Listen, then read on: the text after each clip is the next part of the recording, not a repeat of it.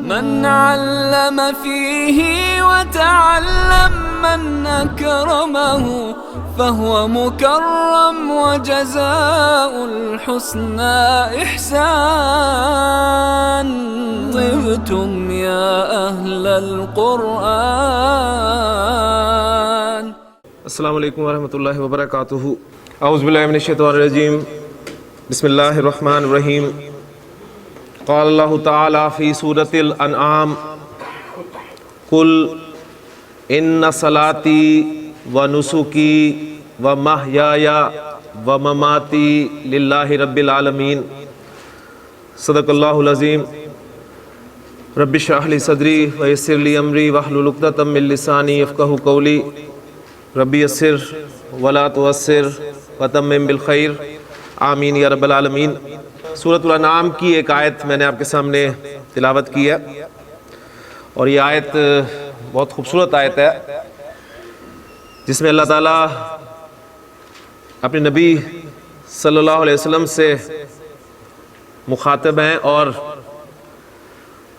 فرما رہے ہیں کہ نبی صلی اللہ علیہ وسلم انہیں بتا دیجئے کہ یقیناً میری نماز، میری قربانی اور میرا جینا اور میرا مرنا اللہ کے لیے ہے. کون اللہ؟ جو رب العالمین ہے، تمام جہان والوں کا رب ہے. اس آیت میں جو الفاظ استعمال ہوئے ہیں، میری نماز، میری قربانی، میرا جینا، میرا مرنا، یہ سارے آپ کے مرکب اضافی ہیں. اور مرکب اضافی جو سبق ہمارا چل رہا ہے اس میں ہم ضمائر کا استعمال جو ہے وہ سیکھ رہے ہیں کہ مرکب اضافی میں مضاف الیہ کی جگہ پر جب ضمائر استعمال ہوتے ہیں تو وہ کس شکل میں استعمال ہوتے ہیں. اس حوالے سے حالت نصب اور جر کے ضمائر کا ایک چارٹ ہم نے یاد کیا جو کہ سارے کے سارے ضمائر اٹیچ ضمائر ہیں. وہ ضمائر میں آپ کے سامنے دہرا دیتا ہوں. اٹیچڈ ہو، ہما، ہم، اٹیچڈ ہا، ہما، ہننا، اٹیچڈ کا، کما، کم، اٹیچڈ کی، کما، کننا، اٹیچڈ یا اور اٹیچڈ نا. ان میں جو اٹیچڈ ہو کی ضمیر ہے اس کے حوالے سے کل ہم نے تفصیل سے جو ہے پڑھا تھا کہ اٹیچڈ ہو کی ضمیر جب مرکب اضافی میں مضاف الیہ کی جگہ پر استعمال ہوگی اور ضمائر جو ہیں وہ مرکب اضافی میں مضاف الیہ کی جگہ پر ہی استعمال ہوتے ہیں. یہ بات بالکل واضح ہونی چاہیے. تو یہ جو اٹیچڈ ہو کی ضمیر ہے یہ آپ کو کبھی مصحف میں الٹے پیش کے ساتھ لکھی نظر آتی ہے، کبھی کھڑی زیر کے ساتھ، کبھی سیدھی زیر کے ساتھ، اور کبھی اپنی نارمل حرکت جو ہے پیش کے ساتھ نظر آتی ہے. اور اس کی کیا وجوہات ہیں وہ ہم تفصیل سے پڑھ چکے ہیں. آج میں آپ کو یا متکلم جو آپ کی 13ویں ضمیر ہے اس کے متعلق انشاءاللہ تعالیٰ بتاؤں گا کہ قرآن مجید میں آپ کو وہ کس انداز میں لکھی ہوئی نظر آئے گی اور اس پر کون کون سی علامت جو ہے وہ آ سکتی ہے. لیکن اس سے پہلے اٹیچڈ ہو کو تو ہم نے الحمدللہ کور کر لیا، لیکن تھرڈ پرسن کے جو باقی ضمائر بچتے ہیں 4، یعنی اٹیچڈ ہما، اٹیچڈ ہم، اٹیچڈ ہا اور اٹیچڈ ہننا، ان کے متعلق بھی تھوڑی سی بات میں آپ کے ساتھ جو ہے وہ کرنا چاہتا ہوں. پھر انشاءاللہ تعالیٰ یا متکلم کی طرف چلیں گے. یہ جو باقی 4 ضمائر میں سے 2 تو آپ کے اٹیچڈ ہما ہیں، مذکر کے لیے بھی اور مؤنث کے لیے بھی. پھر اٹیچڈ ہم جمع مذکر اور اٹیچڈ ہننا جمع مؤنث. اٹیچڈ ہا کو چھوڑ دیں، اس میں کوئی تبدیلی واقع نہیں ہوتی، وہ اٹیچڈ ہا کی صورت میں آپ کے سامنے جو ہے وہ نظر آئے گی. جب یہ اٹیچڈ ہما، اٹیچڈ ہم اور اٹیچڈ ہننا کے ضمائر جو ہیں یہ آپ کو مصحف میں اٹیچڈ ہما، اٹیچڈ ہم جو ہے یہ اٹیچڈ ہم، اور اٹیچڈ ہننا جو ہے یہ آپ کو اٹیچڈ ہننا کی صورت میں نظر آئے گا. تو اٹیچڈ ہما اور اٹیچڈ ہما ایک ہی چیز ہے. ہما اور ہما ایک ہی چیز ہے. اٹیچڈ ہم اور اٹیچڈ ہم ایک ہی چیز ہے. اٹیچڈ ہننا اور اٹیچڈ ہننا ایک ہی چیز ہے. بالکل اسی طرح جس طرح اٹیچڈ ہو الٹے پیش کے ساتھ، اٹیچڈ ہی کھڑی زیر کے ساتھ، اٹیچڈ ہی اور اٹیچڈ ہو، یہ چاروں ایک ہی چیز ہے. اسی طرح یہ بالکل ایک ہی چیز ہے، لیکن یہ اٹیچڈ ہما، اٹیچڈ ہم اور اٹیچڈ ہننا کب ہما، ہم اور ہننا بن جاتے ہیں، یہ میں اب آپ کے ساتھ شیئر کرنے لگا ہوں. بالکل سادہ سی بات ہے کہ اگر ان تینوں ضمائر سے پہلے زیر آ جائے یا ساکن یا حرف ہو، یہ دو چیزیں صرف ہوں، تو اٹیچڈ ہما کو آپ نے اٹیچڈ ہما پڑھنا ہے اور لکھنا ہے، اٹیچڈ ہم کو اٹیچڈ ہم لکھنا اور پڑھنا ہے، اسی طرح اٹیچڈ ہننا کو اٹیچڈ ہننا لکھنا اور پڑھنا ہے. موٹی سی ایگزامپل میں آپ کے سامنے رکھتا ہوں، اور زیادہ ایگزامپلز ہم نہیں رکھیں گے، صرف آپ کو اصول جو ہے وہ سمجھ میں آنا چاہیے. آپ دیکھیں سورۃ الفاتحہ پڑھتے ہیں، اور چونکہ آپ وہ ہر نماز میں ہر رکعت میں پڑھتے ہیں، اس حوالے سے اگر آپ سورۃ الفاتحہ کی اس آیت کو سامنے رکھیں کہ الحمدللہ رب العالمین الرحمن الرحیم مالک یوم الدین ایاک نعبد و ایاک نستعین اہدنا الصراط المستقیم صراط الذین انعمت علیہم. اب یہ دیکھیں، یہ آپ کا علیہم، یہ اٹیچڈ ہم آ گیا نا. یہ ہم کیوں ہوا ہے؟ یہ اصل میں ہم ہی تھا، لیکن یہ ہم کیوں ہو گیا؟ اس لیے کہ اس سے پہلے یا ساکن ہے. تو یہ علیہم یا علیہم یہ ایک ہی چیز ہے. ہاں، آپ کی دلچسپی کے لیے عرض کرتا چلوں کہ ہمارے ہاں جو قرات پڑھی جاتی ہے، یعنی بر صغیر میں جو حفظ کی قرات مشہور ہے، اس میں آپ اسے علیہم ہی پڑھتے اور سنتے ہیں. لیکن جب آپ دوسری قرات سنیں گے، جب آپ کو دوسری قرات سننے کا اتفاق ہو، تو آپ دیکھیں گے کہ علیہم کو وہ علیہم ہی پڑھیں گے، اسے علیہم ہی پڑھتے ہیں. ہاں، ہمارے ہاں چونکہ علیہم پڑھا جاتا ہے حفظ کی قرات میں، لہٰذا ہم اسی قرات سے واقف ہیں. علیہم ہمارے سامنے کوئی پڑھتے تو ہم کہیں گے وہ غلط پڑھ رہا ہے، حالانکہ وہ بھی غلط نہیں پڑھ رہا، وہ اپنی قرات کے مطابق ٹھیک ہے وہ صحیح پڑھ رہا ہے. تو بس یہ ایک ایگزامپل میں اکتفا کروں گا. اصول بس آپ کو یاد ہونا چاہیے کہ یہ ہما، ہم اور ہننا اٹیچ جو ہیں، یہ ہما، ہم اور ہننا لکھے اور پڑھے جائیں گے کب؟ اس وقت جب ان ضمائر سے پہلے زیر آ جائے یا ساکن آ جائے. ضمائر ایک مطلب پھر تازہ کر لیں: اٹیچڈ ہو ہما ہم، اٹیچڈ ہا ہما ہننا، اٹیچڈ کا کما کم، اٹیچڈ کی کما کننا، اٹیچڈ یا اور اٹیچڈ نا. دیکھیں، میں نے جیسے آپ کے سامنے آیت جو ہے تلاوت کی تھی کہ کل ان صلاتی، اب ذرا غور کریں، صلات نماز اور میری نماز مرکب اضافی، تو میں اسے کہوں گا صلاتی. تو آپ دیکھیں یہاں پہ علامت سکون ہے، صلاتی میری نماز. و نسکی، نسک کا لفظ جو ہے وہ عربی میں عبادت کے لیے بولا جاتا ہے، پھر اس سے مراد نماز، قربانی اور حج وغیرہ لیے جاتے ہیں. یہاں پر قربانی مراد ہے، تو نسکی میری قربانی. اس کے بعد وہ ماہیا، ماہیا میرا جینا. اب یہاں پر آپ دیکھیں، آپ کی جو یا متکلم ہے اس پر آپ کو کیا نظر آ رہا ہے؟ زبر نظر آ رہی ہے. اور آخری لفظ بھی سامنے رکھ لیں، و مماتی. یہاں پر پھر یہاں پر علامت سکون آ گئی، میرا مرنا. یہ سب کس کے لیے؟ اللہ کے لیے جو رب العالمین ہے. تو یہاں پر آپ کو نظر آ گیا کہ جو میں نے بات کی آپ سے کہ جو یا متکلم ہے اس پہ آپ کو کبھی علامت سکون نظر آئے گی اور کبھی زبر نظر آئے گی. اور شاید آپ نے کچھ اندازہ لگا لیا ہو کہ جو 4 ایگزامپلز آپ کے سامنے ہیں، ان میں سے صرف ایک جگہ پر آپ اس یا متکلم پہ زبر دیکھ رہے ہیں، اور واضح ایک فرق بھی نظر آ رہا ہوگا آپ کو حرف کا. گیس کر سکتے ہیں؟ الف. یعنی اب دیکھیں اگر اس یائے متکلم سے پہلے الف آ جائے، یائے متکلم سے پہلے الف آ جائے، یائے متکلم سے پہلے،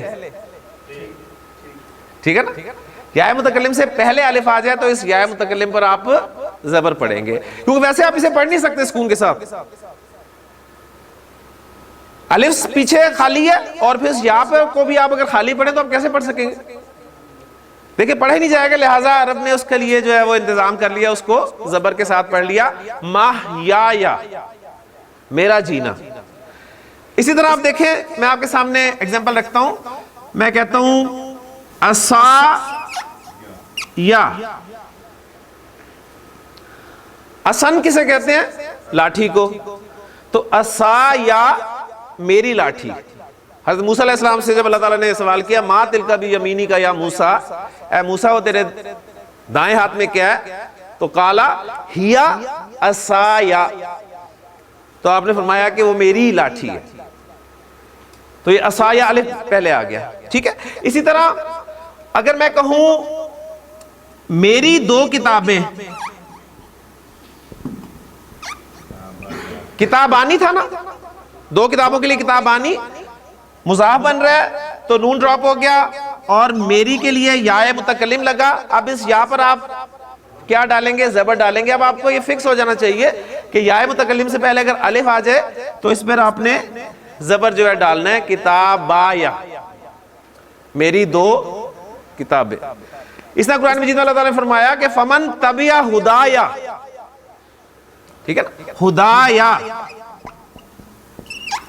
جس نے میری ہدایت کی پیروی کی تو فلا خوف علیہم ولا هم يحزنون، انہیں نہ تو کوئی خوف ہوگا اور نہ ہی وہ غمگین ہوں گے، تو یہ ہدایا۔ تو ایک بات آپ کے سامنے آ گئی کہ یائے متکلم سے پہلے اگر الف آ جائے تو اس یائے متکلم پر آپ زبر جو ہے وہ پڑھیں گے۔ اگر یائے متکلم سے پہلے یا ساکن آ جائے، جو کہ تقریباً ہر جگہ پر کامن ہے، یا ساکن، ایک تو الف آ گیا اور دوسرا یا ساکن، تو بھی اس یائے متکلم پر زبر پڑھی جائے گی۔ اس کی ایگزامپل میں آپ کو دیتا ہوں، بڑی مشہور ایگزامپل ہے قرآن مجید سے، جو آپ نماز میں سلام پھیرنے سے پہلے لازماً پڑھتے ہیں، رب اجعلنی مقیم الصلاۃ ومن ذریتی ربنا وتقبل دعا ربنا اغفر لی ولی والدیہ۔ یہ والدیہ، اس پہ ذرا غور کریں، والد کسے کہتے ہیں جی؟ والد پیدا کرنے والا، اور والد کی مؤنث کیا ہے؟ والدہ، پیدا کرنے والی۔ اب یہ دونوں، ان کا میں مثنیٰ بنانا چاہوں تو کیا بنے گا آپ صاحب؟ والدانی، ایک والد ہے ایک والدہ، یعنی ایک مذکر ایک مؤنث، مثنیٰ بنائیں گے تو ڈومینیٹ کون کرے گا؟ مذکر۔ تو آپ نے والدانی، دو پیدا کرنے والے، والدہ، والدان۔ اچھا والدانی آنی ساؤنڈ ہے، کون سی رابی حالت ہے؟ حالت رفع۔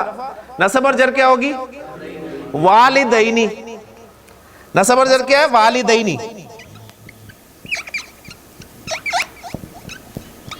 ہم اردو میں والدین استعمال کرتے ہیں، یعنی ہم اس لفظ کی حالت نصب اور جر استعمال کرتے ہیں، لیکن اب اس کا یہ مطلب نہیں ہے کہ اردو میں ہم اسے حالت نصب اور جر میں استعمال کرتے ہیں، ہمارے اردو میں یہ لفظ جو ہے وہ استعمال میں آتا ہے۔ تو والدانی اور والدینی۔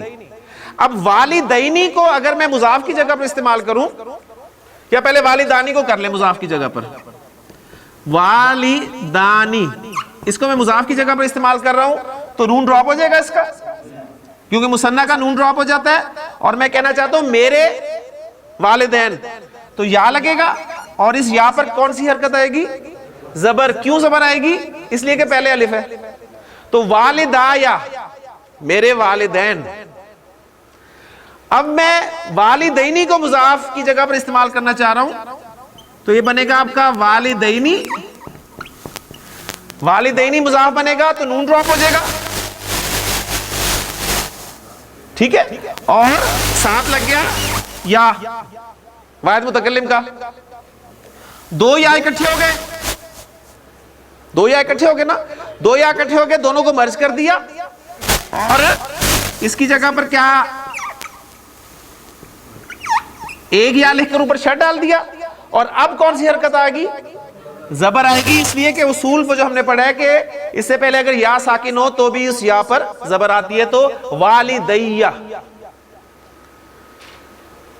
تو ربنا اغفر لی ولی والدیہ، میرے والدین کو بھی بخش دے، وللمؤمنین، اور تمام مومنوں کو بخش دے، یوم یقوم الحساب، جب حساب قائم ہوگا۔ اسی طرح یا متکلم کو آپ آگے ملا کر پڑھنا چاہتے ہیں تو بھی اسے زبر دے کے آگے ملایا جاتا ہے۔ مثلا میں کہتا ہوں ربی، میرا رب، میں جملہ آپ کے سامنے رکھ رہا ہوں کہ میرا رب اللہ ہے، تو ربی اور اللہ مبتدا اور خبر، ایسے ہی ہے نا۔ اب دیکھیں اس سے میں پڑھوں گا تو فلو برقرار رکھنے کے لیے مجھے کیا کرنا پڑے گا؟ ربی اللہ، ربی اللہ، ٹھیک ہے نا۔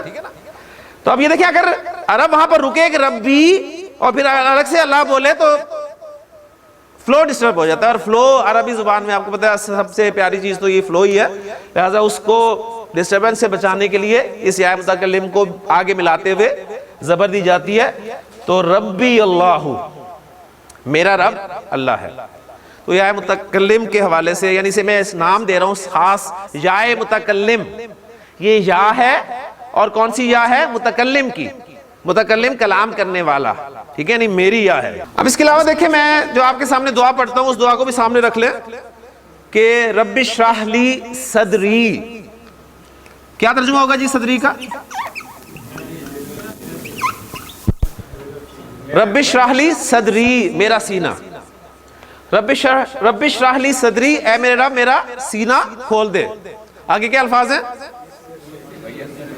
وَيَسِّرْ لِي امری، امری کے معنی میرا کام، اور میرے لیے میرا کام آسان کر دے۔ وَحْلُلْ عُقْدَةً مِّن لِسَانِي، ہاں جی لسانی کا کیا ترجمہ ہوگا؟ میری زبان، اور میری زبان کی گرہ کھول دے۔ یفقہوا قولی، قولی کیا مطلب؟ میرا قول، میری بات، تاکہ وہ میری بات سمجھ سکے۔ یعنی اب سے دیکھیں نا کتنی پیاری دعا اللہ تعالیٰ نے سکھائی ہے کہ اگر آپ کا اپنا سینہ کسی بات کے لیے کھلا ہوا نہیں ہے، انشراح صدر آپ کو حاصل نہیں ہے، تو آپ کسی دوسرے کو کیا بتائیں گے؟ اسے اللہ سے پہلے دعا کی جا رہی ہے کہ رب اشرح لی صدری، اللہ میرے لیے میرا سینہ کھول دے، انشراح صدر مجھے عطا فرما، وَيَسِّرْ لِي امری، اور میرے لیے میرا کام آسان کر دے۔ یعنی بیٹھے ہوئے بڑا لگتا ہے کہ یہ تو ہم بھی کر سکتے ہیں، لیکن جب انسان یہاں پر آتا ہے پھر پتہ چلتا ہے کہ کوئی آسان کام نہیں ہے۔ وَحْلُلْ عُقْدَةً مِّن لِسَانِي، زبان بار بار اٹکتی ہے انسان کی، رواں نہیں ہو پاتی، بہت کچھ آتا ہے انسان کو لیکن زبان سے ادا نہیں کر پاتا، جیسے زبان پہ کوئی گرہ لگ گئی، تو اس کے لیے بھی کس سے دعا کی جا رہی ہے؟ رب سے، کہ وَحْلُلْ عُقْدَةً مِّن لِسَانِي، میری زبان کی گرہ کھول دے۔ پھر زبان کی گرہ بھی آپ کی کھلی ہے لیکن آپ کو سمجھ نہیں آ رہی، تو اس کے لیے بھی پھر رب سے دعا یفقہوا قولی، وہ میری بات سمجھ سکے۔ اس لیے دعا آپ کے سامنے روز پڑھی جاتی ہے، اس میں اصل میں یہ اپنے لیے بھی ہے اور آپ کے لیے بھی ہے، تو ایک اجتماعی دعا ہی ہے کہ اللہ تعالیٰ ہم سب کے لیے جو آسانی فرمائے۔ تو الحمدللہ دیکھیں یہ سارے الفاظ، اب آپ کو پتہ چل گیا کہ یہ یا متکلم والے الفاظ آپ کے سامنے جب بھی آئیں گے تو اس سے آپ خصوصی طور پہ جو ہے وہ پہچان سکیں گے کہ یہاں پر میرا کا مفہوم جو ہے وہ موجود ہے۔ جیسے آپ کے سامنے ایک اور دعا نبی کی سنت کی میں آپ کے سامنے پڑھتا ہوں, آپ مجھے بتائیں کہ اس میں کیا کیا الفاظ استعمال ہو رہے ہیں. کہ نبی صلی اللہ علیہ وسلم نے فرمایا کہ اللہم طاہر قلبی, میرا دل, من النفاق, نفاق سے میرے دل کو پاک کر دے. اللہم طاہر قلبی من النفاق وعملی من الریا, میرا عمل جو ہے وہ ریا سے, دکھاوے سے پاک کر دے. وَلِسَانِي مِنَ الْكَذِبِ, میری زبان پاک کر دے جھوٹ سے. وَعَيْنِي, اور میری آنکھ کو پاک کر دے من الخیانہ, خیانت سے. فَإِنَّكَ تَعْلَمُ خَائِنَةَ الْأَعْيُنِ وَمَا تُخْفِي الصُّدُورِ, اس لیے کہ تو ہی آنکھوں کی خیانت کو جانتا ہے اور ان تمام باتوں کو جو سینے چھپاتے ہیں. تو اب آپ یہ دعائیں بھی پڑھیں گے تو انشاءاللہ تعالیٰ جب ہم پراپر فیل پڑھ لیں گے تو پھر آپ کو دعاؤں کا بھی انشاءاللہ تعالیٰ مزہ آنا جو ہے شروع ہوگا کہ دعائیں جو ہے کیسے مانگی جاتی ہیں. اٹیچڈ ہو, اٹیچڈ ہما, اٹیچڈ ہم, اٹیچڈ ہننا, ان کے متعلق ہم نے پڑھ لیا. اٹیچ یا کے متعلق میں نے ہم باتیں آپ کو بتا دیں. باقی ضمائر آسان ہے, کوئی مشکل نہیں ہے. اموالکم کیا ترجمہ کریں گے؟ اموالکم تمہارے مال, اولادکم تمہاری اولاد. یا ایھا الذین آمنوا لا تلہکم اموالکم ولا اولادکم عن ذکر اللہ, اے ایمان والو تمہیں تمہارے مال اور تمہاری اولاد اللہ کی یاد سے غافل نہ کر دے.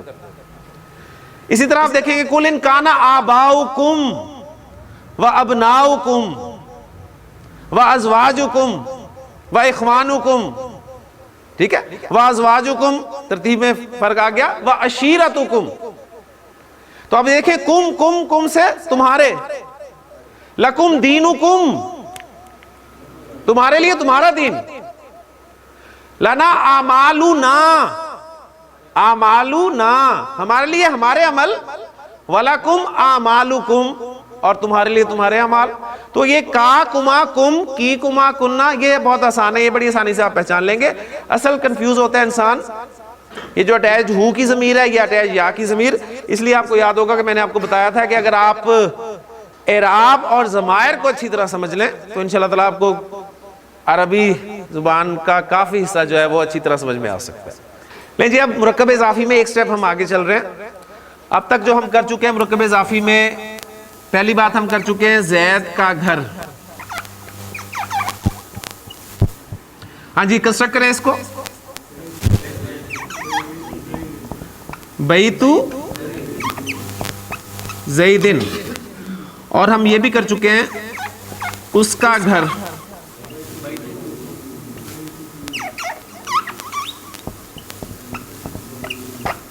بیتو ہو, ٹھیک.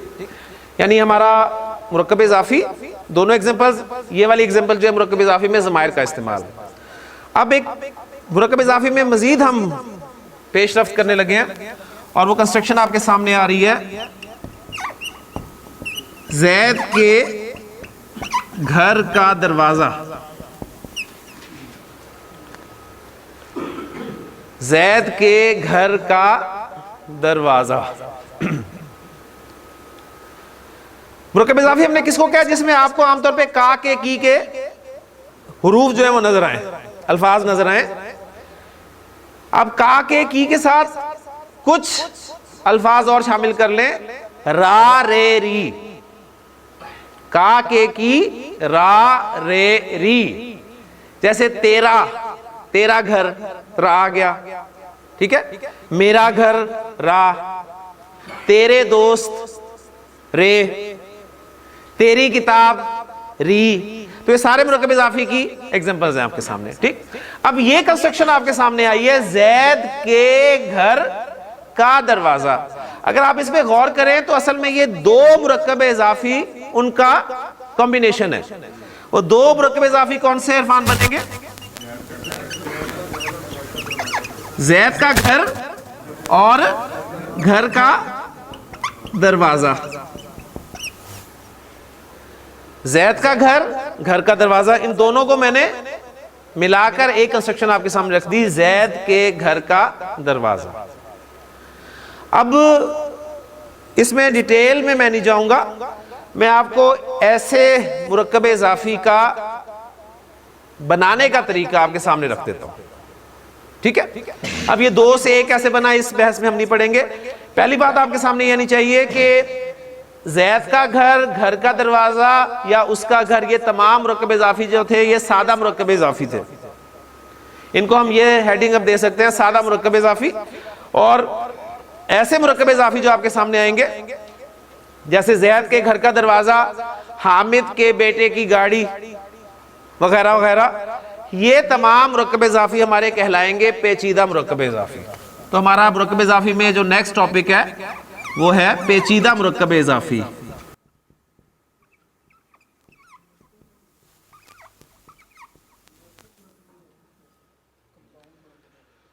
پیچیدہ مرکب اضافی ایسا مرکب اضافی ہے جس میں ایک سے زائد مضاف اور مضاف الیہ استعمال ہو. سمپل سی بات ہے، ٹھیک؟ آپ سے پوچھے جی پیچیدہ مرکب اضافی کسے کہتے ہیں، تو آپ یہ بتائیں گے کہ ایسا مرکب اضافی جس میں ایک سے زائد مضاف اور مضاف الیہ استعمال ہوتے ہیں. یہ زید کا گھر ایک کنسٹرکشن تھی، اس میں گھر آپ کا کیا ہے؟ مضاف، اور زید کیا ہے؟ مضاف الیہ. اور دوسری کنسٹرکشن کیا تھی؟ گھر کا دروازہ. اس میں دروازہ کیا ہے؟ مضاف، اور گھر کیا ہے؟ مضاف الیہ. اب جو کنسٹرکشن آپ کے سامنے آئی ہے وہ کیا آئی ہے؟ زید کے گھر کا دروازہ. اب ان دونوں کنسٹرکشنز میں مجھے بتائیں کتنے اسماء استعمال ہوئے ٹوٹل عابد صاحب؟ جی لکھ لیتے ہیں. ایک زید استعمال ہوا ہے اور ایک دروازہ استعمال ہوا ہے، یا گھر ساتھ ترتیب وار چلتے ہیں، گھر اور ایک دروازہ. 3 اسماء استعمال ہوئے نا. زید کتنی دفعہ استعمال ہوئے دونوں میں؟ 1 مرتبہ. گھر کتنی مرتبہ استعمال ہوئے دونوں میں؟ گھر کتنی مرتبہ استعمال ہوئے؟ 2 مرتبہ. اور دروازہ کتنی مرتبہ استعمال ہوئے؟ 1 مرتبہ. زید جو 1 مرتبہ استعمال ہوئے کس حیثیت سے استعمال ہوئے؟ مضاف الیہ. گھر جو ہے 2 دفعہ استعمال ہوئے، کون کون سی حیثیت سے؟ مضاف بھی ہوئے اور مضاف الیہ بھی ہوئے. اور دروازہ ایک حیثیت سے استعمال ہوا ہے، وہ کون سی ہے؟ مضاف کی. تو اب دیکھیں ایسی کنسٹرکشن آپ کے سامنے جب آئے گی تو ایک سے زائد مضاف اور مضاف الیہ ہو گئے نا، ایک سے زائد مضاف اور مضاف الیہ ہو گئے. ایسی کنسٹرکشن جب بھی آپ نے بنانی ہے تو آسان سا فارمولہ آپ کو دے رہا ہوں، یہی 3 اسماء آپ نے انڈر لائن کر دینے، اور اب جو آپ نے کراسنگ کرنی ہے وہ ایسے کرنی ہے. تینوں اسماء کے 3 تیر آپ نے چلانے ہیں، 1 2 اور 3. اس میں دروازہ دیکھیں کس حیثیت سے استعمال ہوا ہے؟ مضاف. زید کس حیثیت سے استعمال ہوا ہے؟ مضاف الیہ. اور گھر جو ہے مضاف الیہ بھی ہے اور مضاف بھی ہے، ایسے ہی ہے نا. اس کے لیے مضاف الیہ اور اس کے لیے مضاف ہے. تو یہ جو آپ کے سامنے پیچیدہ مرکب اضافی کنسٹرکشن آئے گی اس میں آپ کو یہی ترتیب ملے گی، ایک مضاف ہوگا، ایک مضاف الیہ ہوگا، اور ایک اسم جو ہے وہ مضاف بھی ہوگا اور مضاف الیہ بھی ہوگا. اب کنسٹرکٹ کیسے کرنا ہے؟ دروازے کی عربی کیا ہے جی؟ بابن. گھر کی عربی کیا ہے؟ بیتن.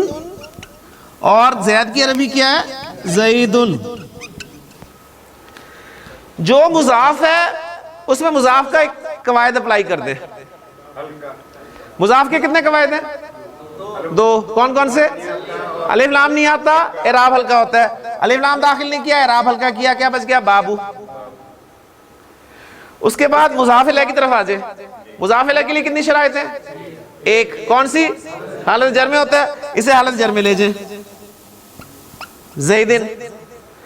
اب یہ جو درمیان والا اسم ہے جو دونوں حیثیتیں اختیار کی ہوئے، مضاف الیہ بھی ہے اور مضاف بھی ہے، اس پہ دونوں کے قواعد اپلائی کرتے ہیں. دونوں کے قواعد اپلائی ہوں گے تو کل کتنے قاعدے ہو گئے؟ 3. یعنی درمیان والے اسم پر الف لام بھی نہیں آئے گا, اعراب بھی ہلکا ہوگا اور حالت جر میں بھی ہوگا.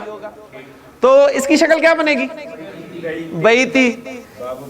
تو اسے بیتی رکھتے ہیں, کنسٹرکشن آپ کی تیار ہوگی, بابو بیتی زیدن, بابو بیتی زیدن. چیک کرنا چاہتے ہیں تو ادھر سے ریورس ترجمہ شروع کر دیں, زید کے گھر کا دروازہ. کا کی عربی میں تو آپ کو پتا ہے ہی نہیں, تو ترتیب آپ کو بتا دے گی, اس کے مطابق آپ نے کا, کے اور کی لگا دے. اللہ کے رسول کی بیٹی, کیونکہ ہم اس کنسٹرکشن کو جملے میں آگے استعمال کریں گے اور جملہ ہمیں بنانا آیا ہوا ہے الحمدللہ, تو ہم بڑی آسانی سے اس کو کر لیں گے. جی اللہ کے رسول کی بیٹی, ہمارے پاس تیر لگے ہوئے ہیں سارے اور یہ لکھا ہوا ہے, میں نے مٹا دیا, دوبارہ لکھ رہا ہوں ایک دفعہ تاکہ آپ کو پھر کنفرم ہو جائے کہ یہ والا تیر جو ہے کس کو شو کرے گا؟ مضاف کو, اور یہ مضاف الیہ, اور درمیان والا مضاف الیہ اور مضاف. جی اب عربی آپ کو آنی چاہیے الفاظ کی. بیٹی کی عربی کیا ہے؟ بنتن. رسول کی عربی رسول. اور اللہ ہو. جی ارسلان, مضاف ہے, دونوں قواعد اپلائی کی ہے, الف لام داخل نہیں کیا, اعراب ہلکا کیا, بنتو. مضاف الیہ حالت جر میں ہوتا ہے اللہ ہی, اور یہ لفظ جو ہے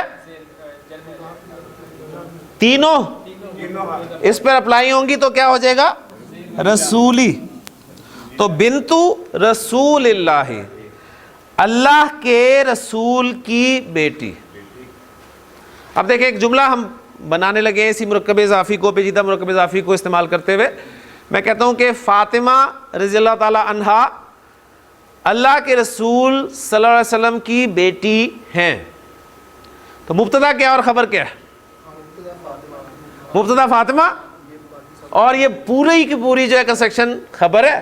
فاطمہ تو مبتدا بنا لیں اور یہ سارا خبر ہوگی, یعنی فاطمہ تو بنتو رسول اللہ صلی اللہ علیہ وسلم, پورا جملہ بن گیا آپ کے سامنے. موت کی یاد کی کثرت,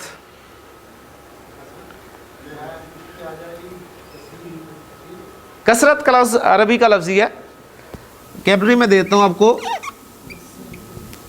کثرتن. جی کیا بات ہے جی, مضاف ہے, الف لام داخل نہیں ہوگا, اعراب ہلکا ہوگا, کثرتو. ذکری, ہاں جی اس پہ میں الف لام داخل کر سکتا ہوں, اعتراض تو نہیں کسی کو؟ موت پہ میں نے الف لام داخل کیا ہے, مضاف الیہ ہے نا, مضاف الیہ پہ تو میں الف لام داخل کر سکتا ہوں نا, اور میں نے کرنا ہے. ٹھیک ہے, ضرورت کیا ہے اس کی؟ ضرورت یہ ہے کہ اگر میں لفظ استعمال کروں نا موت, اور لفظ استعمال کروں الموت, ان دونوں میں فرق کیا ہے؟ نہیں, یہ وہ موت ہے, اوپر والی موت وہ ہے جو ہمیں اکثر پڑتی ہے, ٹھیک ہے نا, یہاں آتے ہوئے پڑتی ہے, سبق یاد کرتے ہوئے پڑتی ہے, ٹھیک ہے. اور یہ الموت, یہ وہ موت ہے, ڈیتھ, ٹھیک ہے نا. تو یہ کثرت ذکر الموتی, موت کی یاد کی کثرت, ٹھیک ہو گیا نا. یعنی موت جو ڈیتھ میں مراد لے رہا ہوں وہ الموت ہے نا, ٹھیک ہے نا, وہ الموت ہے. ورنہ دوسری موت تو ہم اکثر بولتے رہتے ہیں تمہیں کیا موت پڑ رہی ہے. نبی قسم کی ایک حدیث ملتی ہے ہمیں, اب اس حدیث کے الفاظ پہ غور کیجئے گا, آپ کو کتنے الفاظ اس میں سے سمجھ میں آتے ہیں کہ اِنَّ هَذِهِ الْقُلُوبَ, هَذِهِ الْقُلُوبَ کون سا مرکب ہے؟ هَذِهِ الْقُلُوبَ مرکب اشاری, هَذِهِ الْقُلُوبَ, القلوب جمع غیر عاقل کی, لہذا اشارہ واحد مؤنث, هَذِهِ الْقُلُوبَ, اِنَّ هَذِهِ الْقُلُوبَ لَتَصْدَعُ, یقیناً ان دلوں کو بھی زنگ لگ جاتے ہیں, کما یصدع الحدید اذا اصابہ الماء جیسے کہ لوہے کو زنگ لگتا ہے جب اس پر پانی پڑتا ہے. تو اب دیکھیں سوال ذرا آگے. آپ طارق صاحب ذرا اسٹوڈنٹس کا آپ وہ دیکھیں اس وقت کے اسٹوڈنٹس کا جو طرز عمل تھا. آپ صلی اللہ علیہ وسلم نے یہ فرمایا کہ ان دلوں کو بھی زنگ لگ جاتے ہیں جیسے لوہے کو زنگ لگتا ہے جب اس پر پانی پڑتا ہے.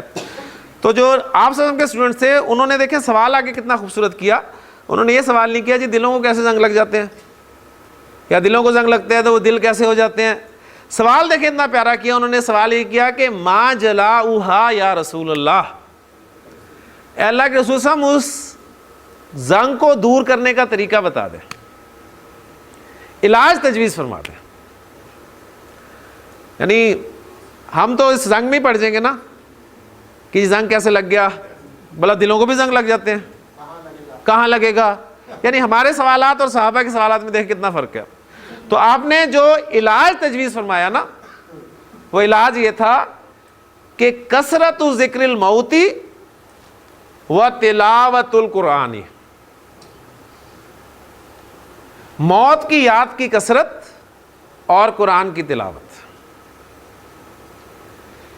موت ہم بھول گئے ہیں, ہمیں یاد نہیں ہے موت, یقین کریں. لیکن یہ جو ہمارے دلوں کو جو زنگ لگے ہوئے ہیں نا ان کو دور کرنے کا ایک ہی طریقہ ہے جو آپ نے تجویز فرما دیا کہ موت کو کثرت سے یاد کرو. ہم موت کو ذکر کرنا پسند ہی نہیں کرتے. ہمارے ہاں کبھی بھی اچھا کیا اگر کوئی بات بھی کرے نا تو آپ کو پتا ہے کیا بات ہوتی ہے, یہ کیا فضول باتیں لے کے بیٹھ گئے, کوئی اچھی بی پازیٹیو ڈرا رہے ہیں. اور مطلب انسان کو پازیٹیو رہنا چاہیے, کیا آپ نیگیٹو سینس میں چلے جاتے ہیں موت یہ مسئلے. کہ آپ سے فرما رہے ہیں کہ اگر اپنے دلوں کو زنگ سے بچانا ہے تو موت کو یاد کرو. اور آپ نے ایک جگہ فرمایا کہ یہ لذتوں کو توڑنے والی چیز جو موت ہے اس کو کثرت سے یاد کیا کرو. ہمیں اصل میں موت یاد نہیں ہے اور اسی وجہ سے ہمارا طرز عمل یہ ہے. اس لیے آپ دیکھیں گے جب انسان کوئی بہت زیادہ اطراج آتا ہے تو اسے اکثر یہ جملہ سننے کو ملتا ہے کہ اسے مرنا یاد نہیں ہے, یہ مرنا بھول گیا. موت کے حوالے سے ایک دو باتیں آپ کے ساتھ شیئر کرتا چلوں. ایک دو واقعات ہمیشہ یاد آ جاتے ہیں کہ ایک مرتبہ کسی شخص نے کسی بزرگ سے کہا کہ حضرت مجھے کوئی نصیحت کیجیے. تو ان بزرگ نے اسے نصیحت کیا کی ذرا سنیے گا. انہوں نے بلکہ سوال اس سے کیا کہ کیا تمہارے ماں باپ زندہ ہیں؟ تو اس نے کہا کہ نہیں میرے ماں باپ تو زندہ نہیں ہیں. تو انہوں نے کہا کہ اور پھر کیا نصیحت کروں, اور کیا نصیحت کروں. یعنی کیا مطلب کہ تو نے اپنے ماں باپ کو قبرستان میں دفن کیا اپنے کندھوں پر اٹھا کر, تو اس سے بڑی نصیحت, موت سے بڑی نصیحت کوئی ہے؟ پھر اس طرح ایک جنازہ جا رہا تھا اور پیچھے ایک بزرگ جو ہیں وہ بھی جنازے کے پیچھے پیچھے جا رہے تھے.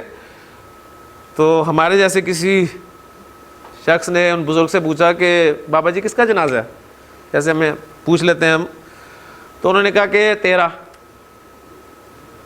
اب یہ بات سن کے ظاہر بات ہے اچھا تو نہیں لگا ہوگا, اور بالکل نہیں اسے لگا. اس نے کہا بابا جی میں نے تو آپ سے ایک سیدھی سی بات پوچھی تھی, آپ نے الٹا ہی جواب دے دیا اس کا. تو وہ کہنے لگے کہ بیٹا اگر تجھے برا لگا ہے تو میرا جنازہ ہے. کیا مطلب؟ جنازہ کس کا بھی ہو, کسی کا بھی ہو, جنازہ اصل میں کیا ہے؟ یاد دہانی ہے کہ آج تجھے یہ مرا ہوا نظر آ رہا ہے, کل تجھے بھی مرنا ہے. تو موت یاد رکھنی چاہیے. بہرحال اسے جتنا یاد رکھیں گے اتنا ہمارے لیے فائدہ ہوگا. تو اب دیکھیں ساتھ ہی جو آپ نے فرمایا وہ تلاوت القرآن, قرآن کی تلاوت.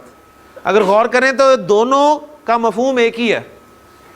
قرآن کا بھی کوئی صفحہ اٹھا کے دیکھ لیں اس میں آپ کو موت ضرور ملے گی, ڈائریکٹلی یا انڈائریکٹلی. آخرت کیا ہے؟ اب ایسا ایک مسلمان کا آخرت والا تصور کیا ہے؟ موت کا تو یعنی مرنا ہے اس نے اور پھر اس کے بعد دوبارہ زندہ ہونا ہے. ایسے تو نہیں ہے نا کہ مر گئے اور ختم ہو گئے, نہیں. تو یہ چیزیں انشاءاللہ تعالیٰ مدد دیتی ہیں ہمیں. اللہ تعالیٰ سے دعا کریں. اور یہ موت کی یاد کی کثرت سے مراد کیا ہے کہ دن میں آپ تسبیح کرتے رہے موت موت. کیا کرنا ہے؟ یعنی آپ نے جو بھی عمل کرنا ہے وہ یہ ضرور سوچنا ہے کہ میں نے مرنا ہے اور مرنے کے بعد اس کا حساب دینا ہے. ٹھیک ہے نا؟ یعنی وہی میں نے کہا مسلمان کا مرنے کا تصور یہ ہے کہ اس نے صرف مر ہی نہیں جانا بلکہ اس نے دوبارہ اٹھنا ہے اور اللہ کے حضور پیش ہونا ہے اور اپنے اعمال کا جواب دینا ہے. اللہ تعالیٰ عمل کرنے کی توفیق عطا فرمائے. سبحانک اللہم و بحمدک اشہد ان لا الہ الا انت استغفرک و اتوب الیک. من علم فيه وتعلم من أكرمه فهو مكرم وجزاء الحسنى إحسان. طبتم يا أهل القرآن.